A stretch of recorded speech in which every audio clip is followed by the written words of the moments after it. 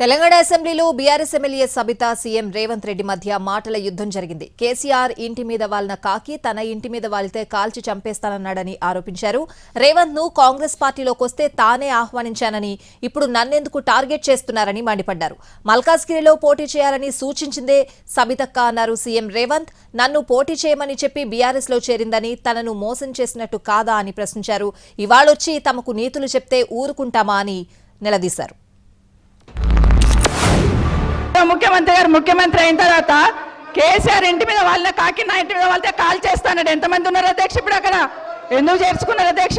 గౌరవ ముఖ్యమంత్రి గారు ఎంజాయ్ చేస్తున్నారు. ఇప్పుడు మాట్లాడుతుంటే గుండె మీద చేసుకొని చెప్పాలి అధ్యక్ష. ముఖ్యమంత్రి గారు కూడా ఆ రోజు నేను అక్కగానే ఆశీర్వదించిన, ఆ రోజు పార్టీలోకి వస్తున్నప్పుడు ఒక అక్కగా ఆశీర్వదించిన, బాబు నువ్వు చాలా పెద్దగా ఎదుగుతావు, ఈ రాష్ట్రానికి ముఖ్యమంత్రి అవుతావు, రాయి పార్టీలకని ఆహ్వానించిన నేను. నువ్వు వస్తే భవిష్యత్తులో ఈ పార్టీకి నువ్వు ఆశాకిరణం అవుతావు అని చెప్పి పార్టీలకు ఆహ్వానించిన, లేదా గుండె మీద చేసుకొని చెప్పమనండి అధ్యక్ష.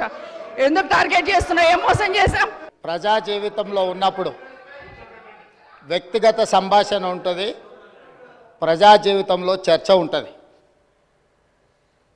సబితక్క ఈరోజు నేను నిన్ను కాంగ్రెస్ పార్టీలకు రమ్మన్నా పెద్ద లీడర్ అవుతావు అని చెప్పినా, పార్టీకి నీకు భవిష్యత్తు ఉంటుందని చెప్పినా అని చెప్పింది. అది వాస్తవం.